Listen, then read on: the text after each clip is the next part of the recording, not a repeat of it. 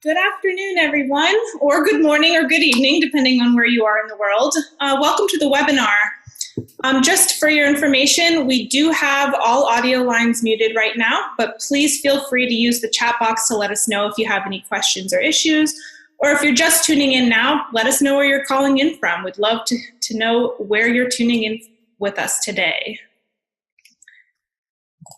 And we're really excited that you could join us today. And we're looking forward to introducing two great speakers that we have lined up to take a deep dive into NAAEE's community engagement guidelines and discuss how to make our work more fully integrated into communities.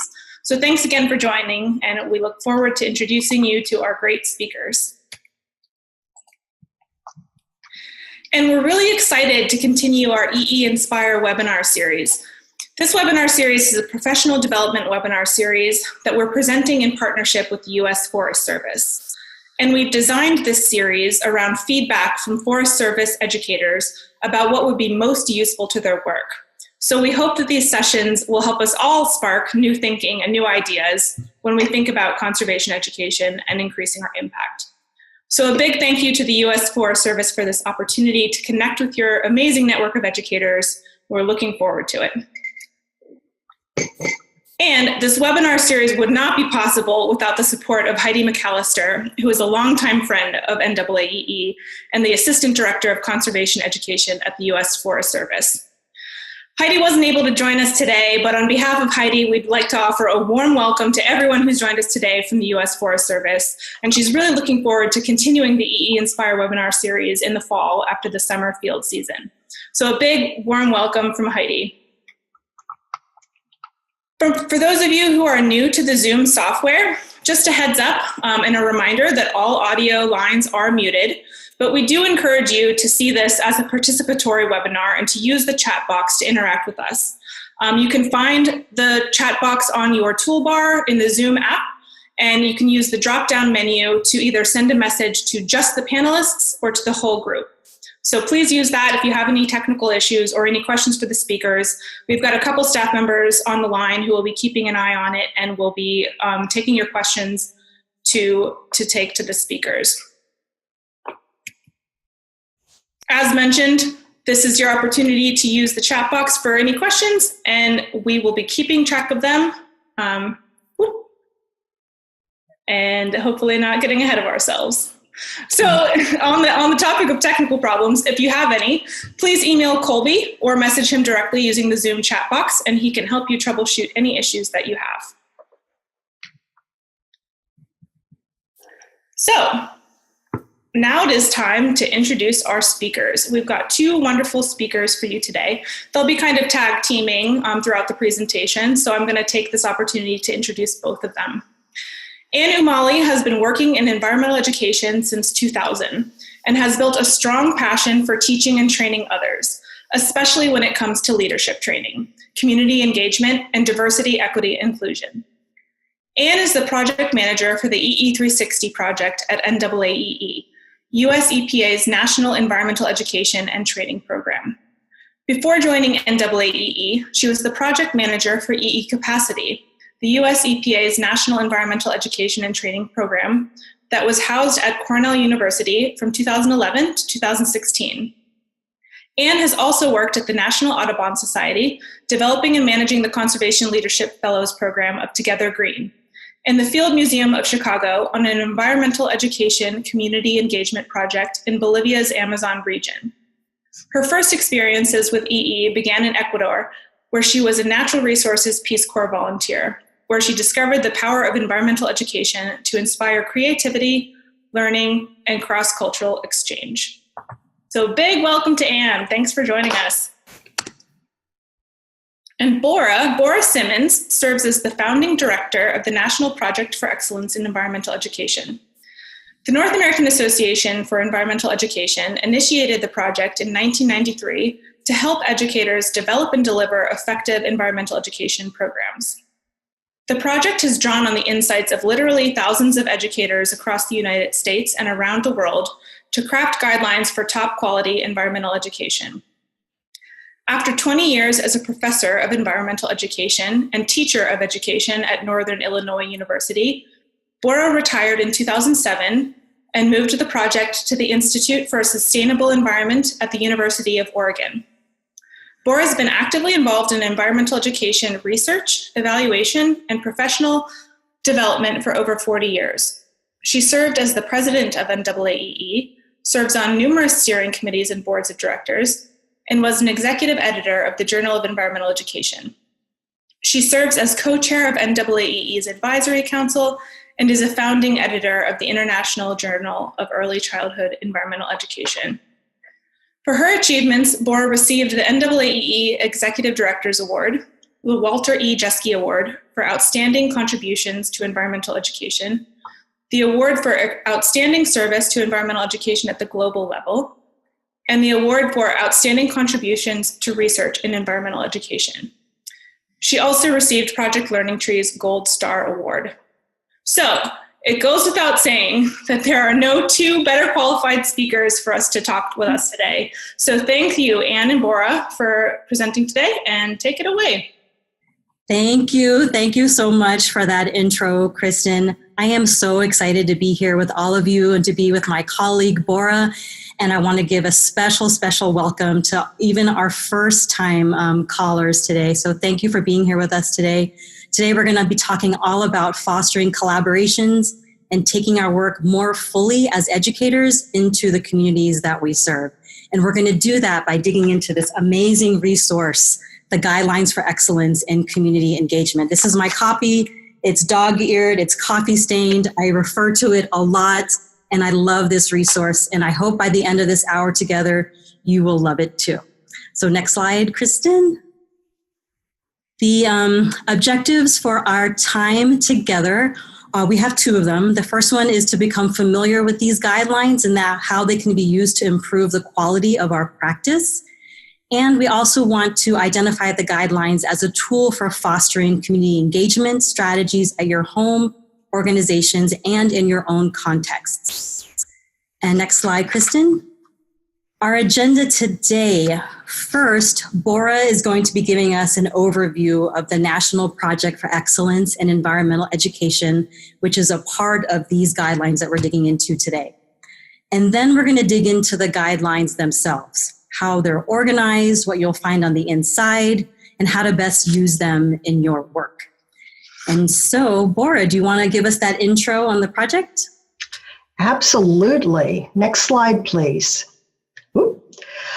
So first, we did want to give you a bit of a background to the National Project for Excellence and the Guidelines for Excellence series. Next. The National Project for Excellence in Environmental Education is an initiative of NAAEE. Through the project, we've developed a series of publications. We call them guidelines. So when you just sort of, hear us talking about it casually, we typically just say, oh yeah, the guidelines. These guidelines basically are trying to set standards for high quality environmental education. Through the project, we're establishing these guidelines for the development of balanced, scientifically accurate, and comprehensive EE programs and materials. One of the things that I always love to do is to recognize our sponsors. We've been lucky enough to have received funding from the U.S. EPA Office of Environmental Education throughout the development of the Guidelines for Excellence. And we're so honored to be part of the EE360 partnership. EE360 is managed by NAAEE and funded through the U.S. EPA Office of Environmental Education. Next. Over the years, we've received funding, and probably even more importantly, we've received a lot of support from a wide variety of partners who've helped us with the development and the dissemination of the project, such as the U.S. Forest Service, the Fish and Wildlife Service, our state and provincial EE associations, organizational partners, such as Keep America Beautiful, Project Learning Tree, Arbor Day Foundation, Project Wild, WET, National Wildlife Federation. So let me now take just a moment to tell you a bit about all of the 6 publications in the Guidelines for Excellence series. So you're going to hear lots and lots about the community engagement guidelines. So I'm going to put that off, but including the community engagement guidelines, we've produced 6 sets of guidelines, so 6 main publications. The first were instructional materials guidelines that describe key characteristics of what makes good quality instructional materials. And these were really developed for use by curriculum developers, but also the end user, who is trying to decide if these curriculum materials are appropriate or not. We've also developed guidelines for the K-12 EE. And what these do is they present student expectations. They're, in essence, our equivalent to the national standards. So what they're doing is trying to describe what students should know and be able to do if they're on their way towards becoming environmentally literate. We just updated and revised this set of guidelines. The third set of guidelines has to do with professional development, and they describe what environmental educators should know and be able to do. In essence, this set of guidelines is all about us. It's all about our competencies. We've also developed a set of guidelines that focus on non-formal programs. And they were created to help the program development process and to describe what are the types of key characteristics of thinking about having a needs assessment. So going from needs assessment to program design, to program implementation, to evaluation. And then our 5th set of guidelines has to do with early childhood development of programs. And what it's doing is trying to think about that development process and implementation of EE programs for early childhood, focusing particularly on ages 3 through 6. I want to mention this, that all of these sets of guidelines are available for free download at the NAAEE website. And when we post the recording for this webinar, we'll make sure to include a link to that. Next slide, please. So one of the things to think about with all of these guidelines is that they were all developed through a similar process. And I lovingly refer to it as our collective wisdom. All of the guidelines were developed through a broad-based critique and consensus process that involved multiple rounds of educator input with literally thousands of individuals and organizations shaping the guidelines. What we found was that by involving all of these professionals in the process of developing the guidelines, we encouraged real discussions on the theory and practice of environmental education. These discussions often went way beyond the actual topic of the particular set of guidelines. And in some ways, I tend to think that the process of developing the guidelines has been more important in some ways than the actual document itself. Through this process of critique and consensus and discussion and digging into these topics, environmental educators have had a chance to reflect on what it means to be an environmental educator, what we're trying to accomplish, and how we're trying to accomplish it. Finally, by developing the guidelines based on this collective wisdom of the field, we're collecting and documenting effective practice. This is the first step in building a strong professional identity and a strong profession.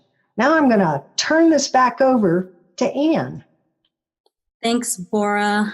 And so now that you've all gotten an overview of the entire project for excellence, we wanted to introduce you to the newest set of guidelines, the community engagement guidelines. And these are all about working with communities. Next slide, Kristen. These guidelines focus on, of course, the environment, but how do us as environmental educators, when we work successfully with communities, how do we protect the environment and promote community well-being, promote sustainability and resilience all at the same time? Kristen, next slide. So these guidelines, they provide suggestions for how to support all of this work through a number of different ways. And that includes suggestions on how to work in collaborative and inclusive partnerships and coalitions, guidance for how to support community capacity building and action towards sustainability and resilience. It provides ideas on how to make long-term investment in community change. And lastly, it provides guidance on how to reflect on your personal, organizational, and community capacity to change. So it is a lot. Next slide, Kristen. And we do realize, we know it's a lot to think about when working with communities. It's a lot of skills to master. It's a lot of steps, but then you're rewarded with these stronger partnerships and healthier communities. And we hope that this tool helps you get there. So when we first get started, I want you all just to take a moment to think about, what is community? What does that mean to you? And what comes to mind when you think of this word, community? So just take a moment and type in the chat room just some quick ideas of what first comes to mind for you when you hear the word community.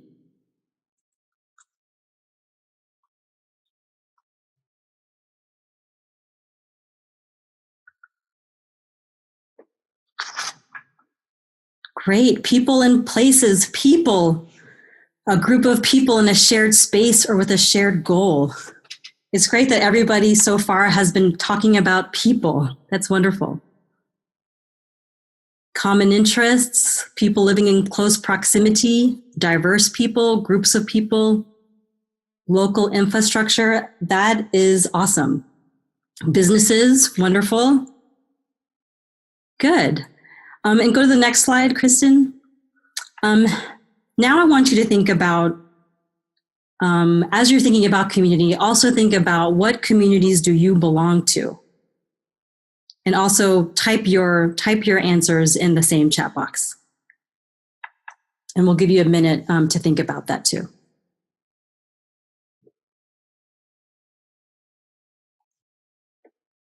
Okay, we've got Camp Wave at Newport Aquarium. Any other communities that folks belong to? I belong to the NAAEE network of environmental educators. Great. NAAEE, Phoenix educators, foster children, conservancies. Great. Wonderful. So as you can see, this group just on our webinar today has all kinds of different definitions for community, and you all belong to different types of communities. And we're just seeing a whole list here of all the different communities you all belong to. Next slide, please, Kristen. So as we think about community and community engagement, you were probably using like a working definition of community. And there are so many types of definitions, and you saw the list coming up for folks just in this webinar. But here are the top 3 definitions that just came up for us just in the dictionary. The first one is a group of people living in the same place. So a geographic definition of community. The other definition is a group of people having a particular characteristic in common. So a community of interest or identity or belief. And then a third definition we have here is a feeling of fellowship with others as a result of sharing common attitudes, interests, or goals. And that came up too in that chat box, where people are defining like a sense of community or a feeling. Next slide, Kristen. So in the community engagement guidelines, we focused primarily on neighborhoods, towns, cities, and other geographically based communities.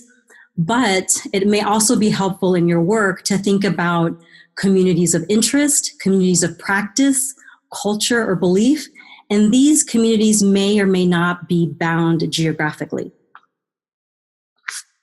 So let's jump into the guidelines. Bora, do you want to take us into the roadmap and how we're all organized? Absolutely. So yes, we want to give you sort of a structure to how the guidelines are laid out so that when you go and download them, you have sort of a preview of how they're organized. Kristen, next slide. The heart of the community engagement guidelines is a set of what we call key characteristics. So there are 5 key characteristics, and these are really big organizing ideas. The guidelines are based on the idea that environmental education that successfully engages community has these 5 key characteristics in common. It's community-centered, it's based on sound EE principles, it's collaborative and inclusive, it's oriented towards capacity building and civic action, and it involves a long-term investment in change. What's really important as you look at that list of 5 is that they're numbered 1 through 5, but the process is not linear. The numbering of it was just for convenience and keeping track of things. The key characteristics are reviewed and revisited throughout any community engagement process. Next slide, please. For the key characteristics, so as you enter into the guidelines and you look at key characteristic 1 or look at any one of them, you're going to find a short descriptive explanation. That, I'm not sure if it jumped or not. The key characteristic is further described by 3 to 7 guidelines. These guidelines provide more depth to help us think about how the key characteristic might be addressed. Next slide, please. And each of those guidelines is elaborate. But let me just say that each one of those guidelines is elaborated further by a series of indicators that provide some imagery of what you and your partners might be doing if you're addressing the guidelines. We've also included throughout the guidelines various boxes, and one of the boxes is labeled Guidelines in Practice, and these are basically short case studies or stories about what practitioners are doing. So each of these stories provides some imagery of how the key characteristic plays out in practice. Next. We also have boxes that we call Did You Know? Some of these informational boxes have definitions, but they basically provide further guidance about some specific aspect of the key characteristic or the guidelines. Next slide. We've also tried to provide references throughout the guidelines so that you can dig deeper into a topic if you're interested. And next slide. We've also created a series of supporting resources that provide an overview or background information, sometimes even a step-by-step guide to key ideas that are introduced in the guidelines. We've included 25 supporting resources on everything from community assessment to participatory design, to appreciative inquiry, to addressing conflict and leadership for change. And we turn this back over to Anne. Thank you, Bora. So we're kind of going through this quickly, and we do realize this is a giant resource with a lot of stuff in there. And to help us kind of put some of this stuff into some context, we wanted to do a short scenario with all of you right now. So let's just jump in with a little thought problem, and the scenario is here. Imagine you live in a medium-sized community and an area known for recreation, so fishing, boating, golf, and agriculture. In addition to working in agriculture and tourism, many commute to a nearby urban area. And your region is facing the 4th year of a historic drought. So think about that. And next slide, Kristen. Now imagine that you are thinking about becoming involved in finding community-based solutions to the water crisis. How might you get started? And what are some first steps or actions you might take to support this community through this water crisis?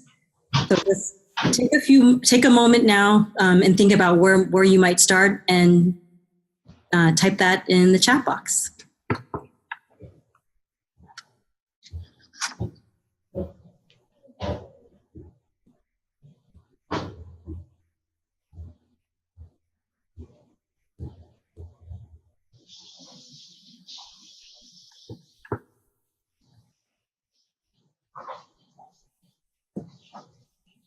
Wonderful. We're getting some great comments. Jennifer would do a community asset assessment. Mary would just talk to folks and officials to get a better understanding of possible solutions. Nancy wants to do some research to see if other organizations are already working to solve this issue. Someone wants to think about stakeholders and their water use first. This is wonderful. So many of you are already thinking about, who can I talk to? How can I research this problem? How do I get community members together who are also concerned about this? So you all are completely on the right page. Can you get to the next slide, Kristen? So that is wonderful. So one place to get started is with our key characteristic number 1. And it's really to get to know the community itself. What is going on, understand the issues, who's involved, who are the key players, and the first key characteristic in our guidelines goes over how do you do this. And so environmental education that really successfully engages the community puts the community first. It is community centered. And so we need to anchor all of our environmental aims within the context of these community interests, issues, and capacities, and the community is at the heart of all of our work together. Here we're talking about connecting all of our interests in environmental education in our organization with all of the capacities and community concerns and assets and aspirations. And so many of you talked about doing that. I think the first person to respond said, I would do a community asset mapping analysis. So part of being community-centered is also reaching beyond usual partners and program delivery modes. But to do all of this, you need to gather information, right? So it's so great that you're already thinking about research, talk to people. So that's great. Next slide, Kristen. So being community-centered also means really digging deeply into the community and its dynamics. And so it really means understanding all the different overlapping domains of social equity, economic prosperity, environmental sustainability, cultural vitality, and really understanding that all of these domains contribute to community well-being. And often community dynamics and concerns are routinely treated as separate, as if they were unrelated to the work we're doing as environmental educators. But by taking this systems approach to understanding the community, you'll begin to see the community through this more holistic lens and really start thinking about how all of these interdependent systems are related to one another. Next slide. So with these systems in mind, you'll want to gather all of this information and do this research that helps answer a number of critical questions, such as, what do you already know about the community? And somebody, I think, mentioned that in the chat box. What community assets exist? And what do you need to know that you don't already know? It also involves reaching beyond your usual partners. And by digging into questions like, Which groups, individuals, and efforts already address these issues? I think I saw that in the chat box too. Who's already doing this work? And does it relate to your area of interest? And what other possibly related areas of community concern are these groups working on? Whether that's literacy, physical fitness, mental health, youth development, economic development, where might you find those overlapping issues and overlapping goals? And who are potential allies for you in your work? Are there other people and other groups that can help build bridges to your work as an environmental educator? Basically, we're talking about reaching beyond your usual partners and to think about who is involved and who should be involved, even if they're not yet connected to your work. And at some point, next slide, Kristen, you'll need to face the elephant in the room and really think about, is community engagement appropriate? And one way to think about this is to go through these questions here and think about whether or not this issue or concern is ripe for engagement. And are you ready for community engagement? That's personally, professionally, organizationally. Is your organization ready to take on this commitment? And the community ready for change? In the guidelines, you will find questions that will help determine your personal and organizational and community readiness. And two of my favorite resources in here are resource number 4 and resource number 5. And these two resources give you additional things to consider when determining appropriateness. And there's lots of tools and ideas on how to determine if community engagement is right for you and your work, and it gives you some ways how you might measure readiness. And Bora, do you want to take us on to the next key characteristic? You betcha. So key characteristic 2, obviously, I think it's obvious, we want our efforts to be based on sound environmental education principles. Our efforts, whatever our environmental education efforts are, we need to engage the communities in ways that rely on established principles and practices in the field. So here we're talking about building on the interests, issues, and settings familiar to the community, facilitating broad-based accessibility, and matching our engagement strategies and our tools to what we're trying to accomplish with the partnership, with this community engagement activity. And we also need to make sure we're matching the needs and desires of the community. So a lot of the work that has been done with that first key characteristic of really understanding the community flows directly into thinking about our environmental education strategies, especially within the context of community-based environmental ed. We're talking about co-creating and co-designing our programs with our partners and collaborators. Next slide, please.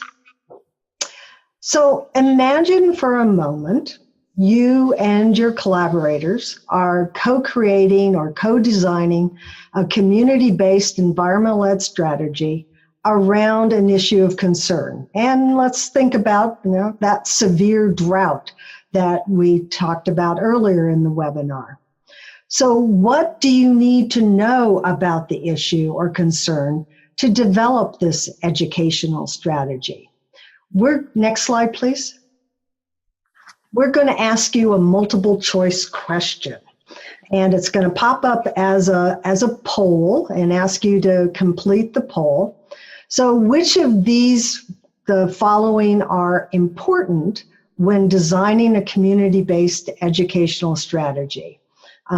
First, it's A, the complexity of the issue or concern, political sensitivity of the issue or concern, potential community impacts, the audience or audiences that you might be reaching, or last, all of the above. So if you could complete the poll.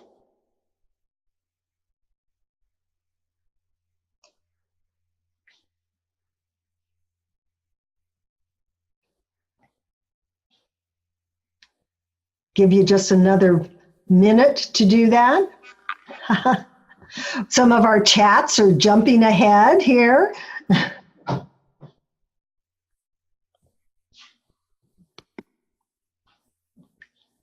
And here we go. Wow. Okay.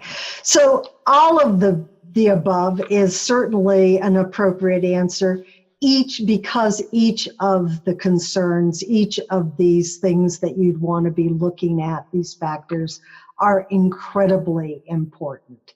Chances are the issue or concern will be complex, and it certainly will be politically sensitive, talking about a severe drought. There will be multiple community impacts, and you may well have multiple audiences. Next slide, please. So depending on your goals that you come up with, you're going to be matching your EE strategies to those goals. So that complexity of the issue or concern, its political sensitivity and such, you and your partners will need to determine if you want to use an information strategy. Simple, convey information with posters, brochures, or websites, or use an education strategy to build understanding. Are you going to use workshops or presentations or other strategies to help build a basic understanding of the issue or concern? You may want to be improving skills throughout through your strategies, using technical training or offering opportunities to practice skills. You might use ongoing mentorship within the community. Or do you want to enable sustainable actions? Through your educational activities, are you going to want to try to build long-term individual and collective capacity using various strategies that allow people to really take ownership of the issue? Next slide, please. Now, your education strategy may well and probably will dovetail with a civic engagement or public participation strategy. And sometimes the line is a little blurred between, are we talking about environmental education or are we actually talking about public participation? And here, just to throw out sort of a definition of civic engagement, we're looking at any individual or group activity designed to address or take action on issues of public concern. And certainly, again, under the dovetail notion, your education efforts may be helping to sort of prepare the ground so that the civic engagement activities can really flourish. These activities, these civic engagement activities, might be political or non-political in nature. So you have to sort of think about how that fits into your organization and the partnership. But put simply, civic engagement is the different ways that community members are involved in the process of moving towards solutions. Next slide, please. So again, let's go back to the drought, the severe drought, one more time. Imagine for a moment that you and your collaborators are developing a civic engagement strategy around the drought. What do you need to know about the issue or concern to develop your civic engagement strategy? Next slide. Here's another multiple choice question. The poll is going to pop up in just a second. There it is. Which of these are important considerations when designing a civic engagement strategy? So my guess is that you're going to pop to the answer here, but is it the complexity of the issue, political sensitivity of the issue, potential community impacts, the audience or audiences that you want to involve in the community, in the engagement strategy, or all of the above? Give you just a second to click your answer and submit it.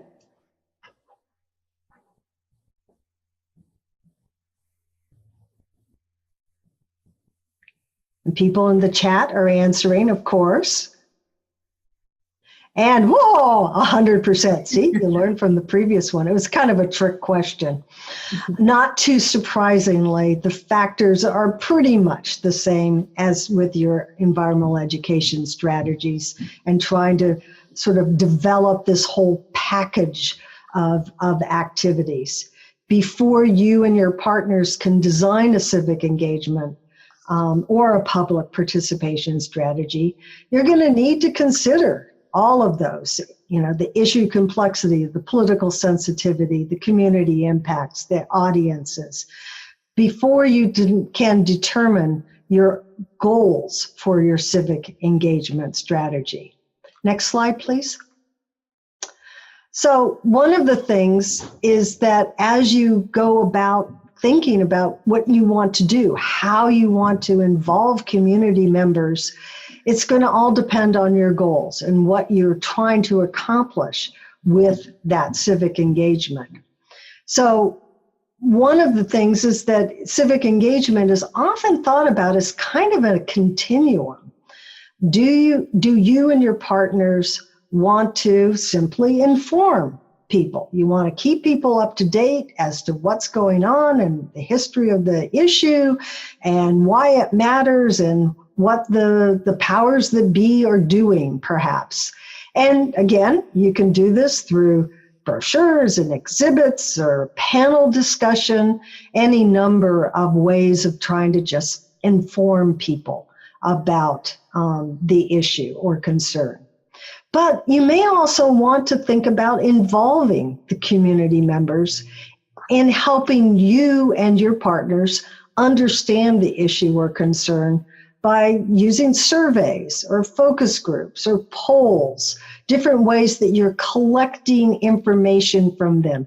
So earlier in the chat, somebody talked about, knocking on doors, going door to door to talk to people in the community. That may be a way of involving people just to be able to help you and your partners truly understand the issue and how people are thinking about it. You may also want to move towards collaboration with community members. You can have advisory committees. You can use participatory decision-making strategies or develop consensus workshops.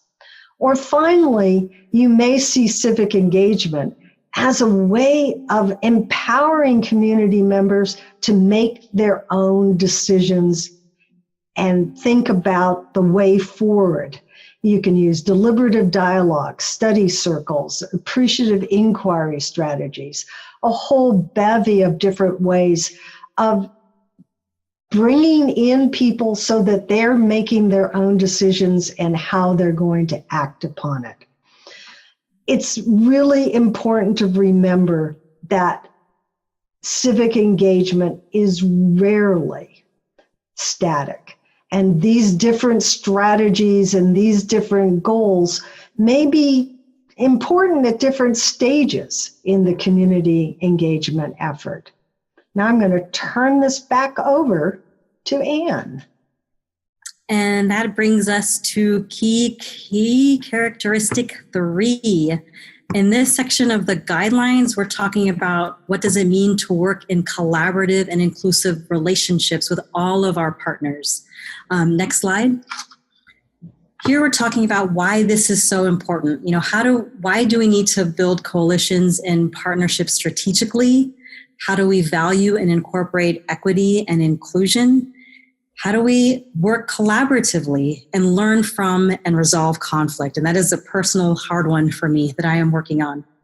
And depending on your background and the partners you work with, you might want to consider building in opportunities for training for yourselves to increase cultural competence and the ability to work across difference with different partners and community members. So there's lots and lots of stuff for us to work on here, or for me to work on.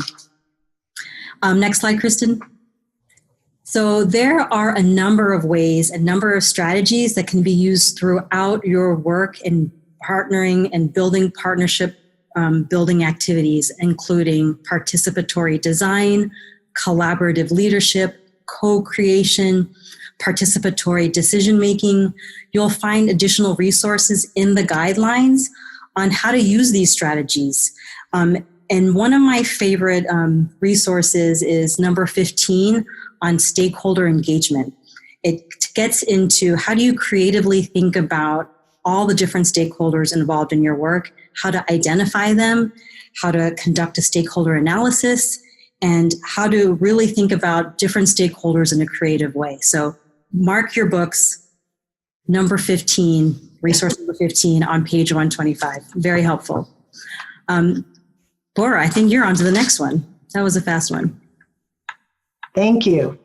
Our fourth key characteristic basically says that environmental education that successfully engages community is oriented towards capacity building and civic action. So it isn't just about educating about the particular issue, making sure people, understand about the water crisis. It's really trying to support capacity building for ongoing civic engagement in community life, and hopefully contributing to long-term community well-being, sustainability, and resilience, to that bigger goal that we have of creating community well-being, sustainability, and resilience. Next slide, please.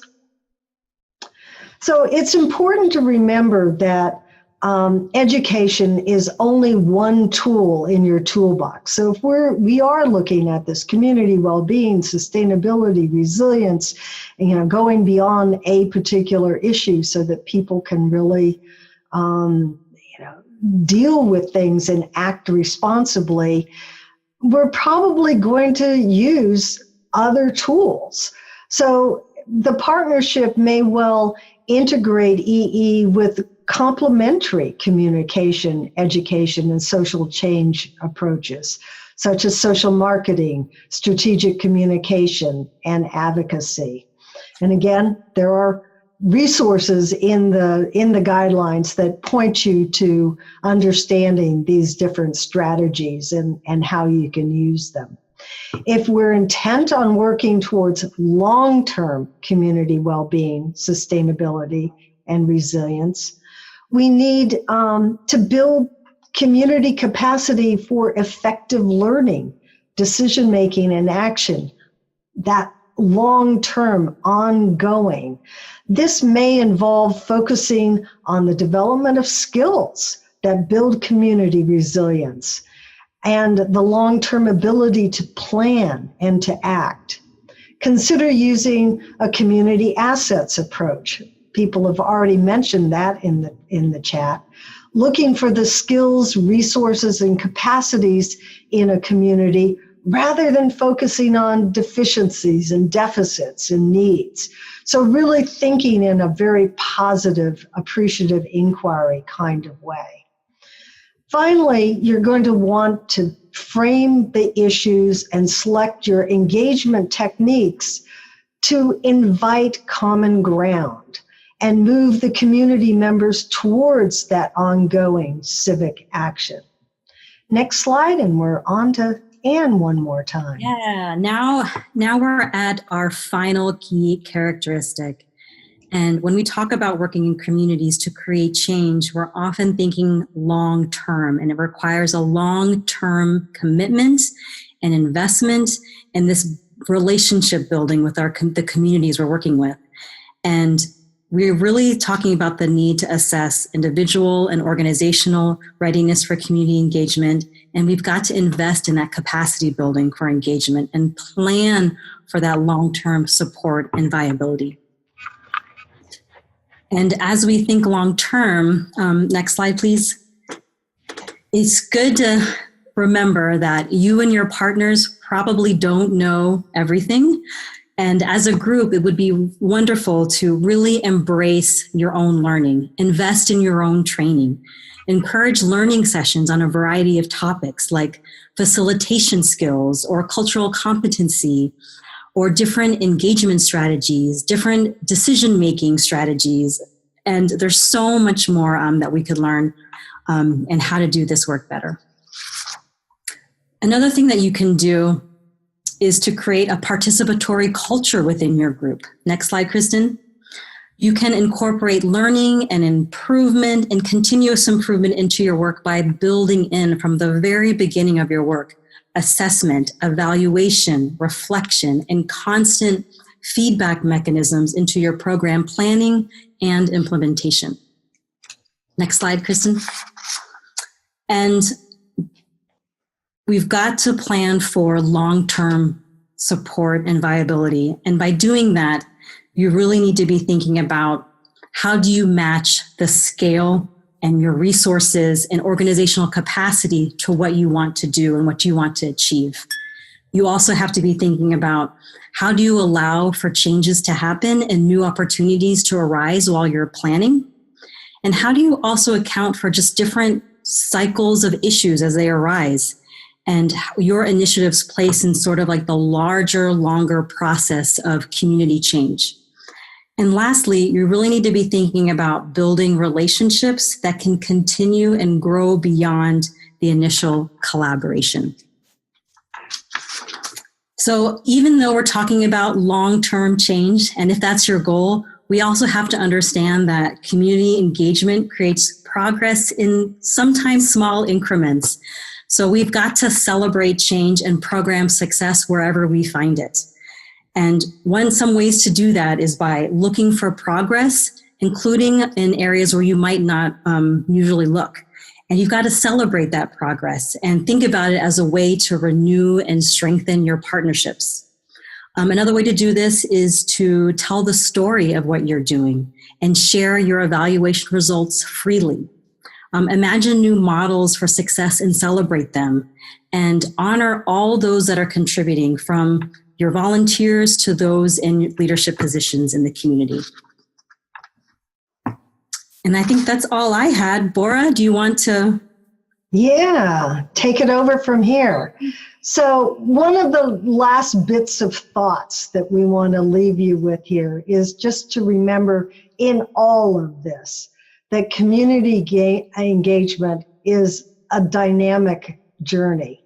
We're hoping that these guidelines and all of the supporting resources offer you insights and ways that we can continue to grow as educators, how we can build collaborative partnerships better and to be more successful, help us create more civically engaged communities around these important sustainability issues.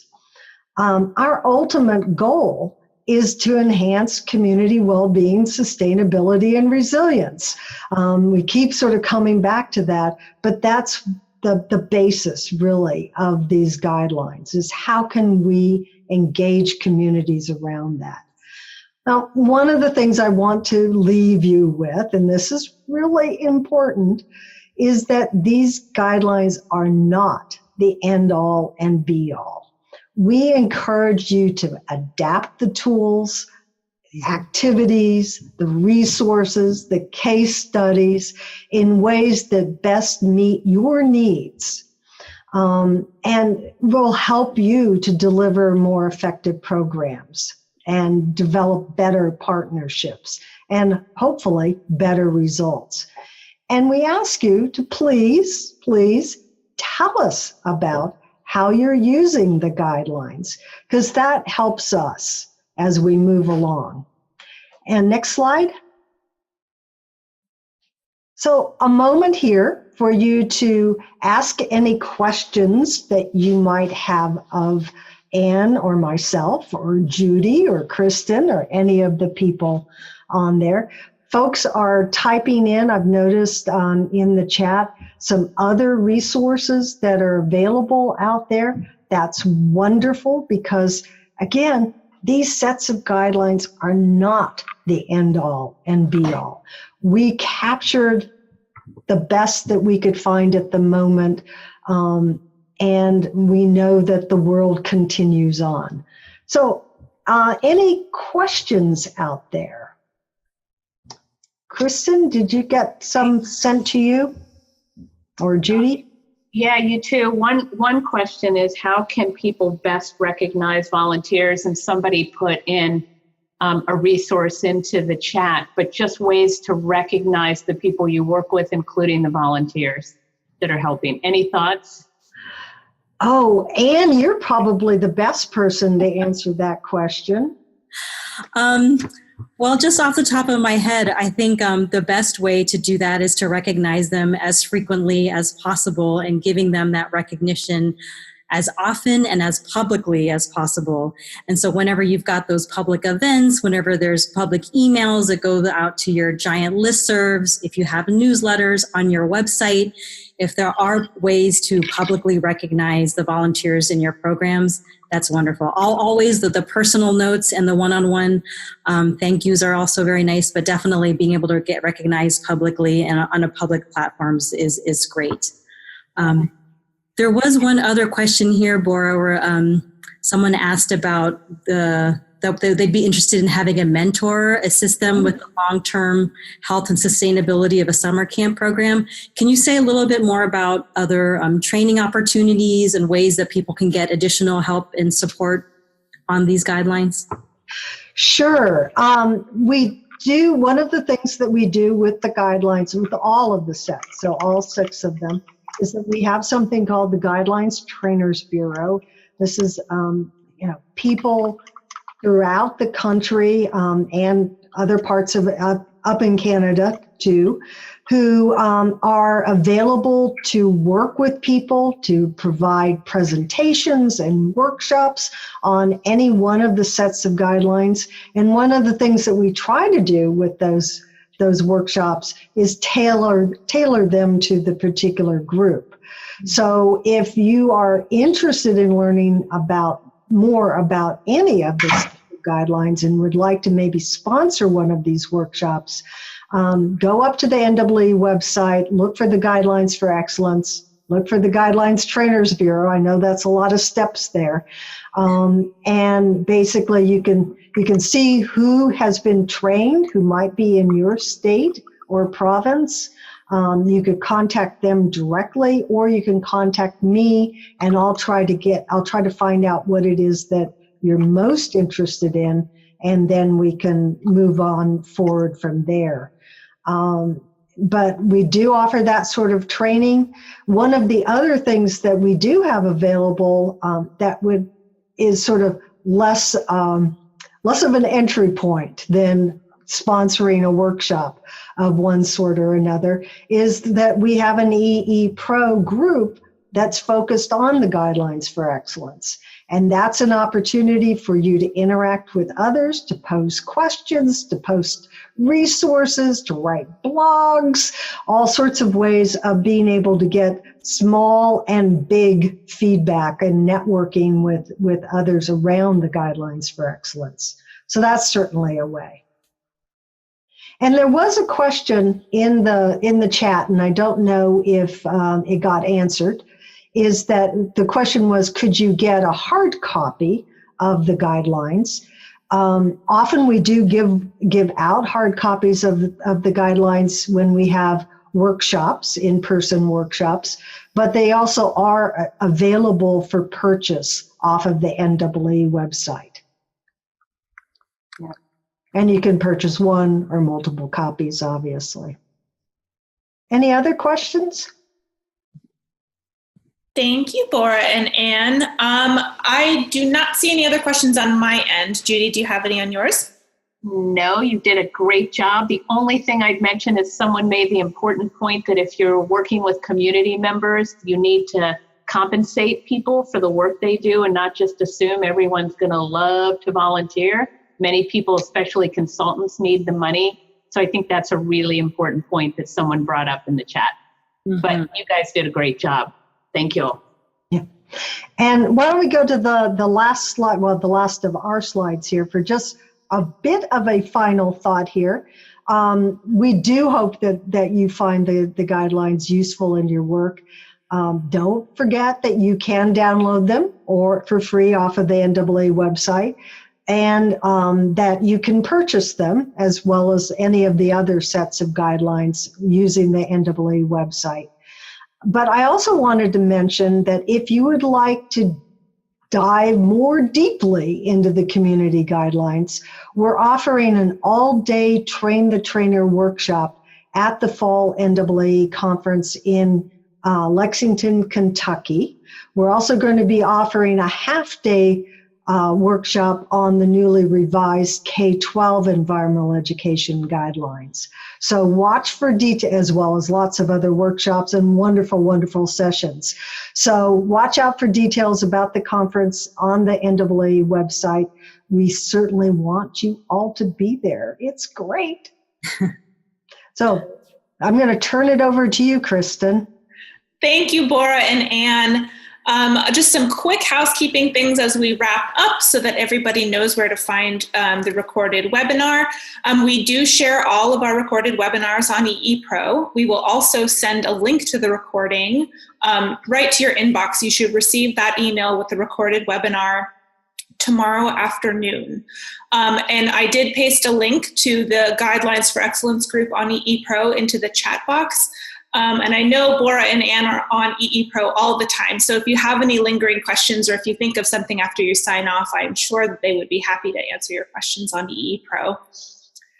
Just a reminder that the eeINSPIRE webinar series will break for the summer field season while the Forest Service conservation educators are out in the field, and we'll resume the series in November. But in the meantime, the NAAEE monthly webinar series will continue throughout the summer.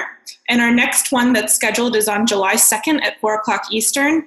And that webinar will be with Megan Bang, and we'll be talking about science, learning, education, and involving Indigenous knowledge in all of those processes. So we look forward to seeing you, and we hope we don't see you until November, that you have a great summer field season. And if you do join us in July, then we look forward to seeing you then. So thank you both so much, Bora and Anne, for joining us today. And thanks to all of you for being here.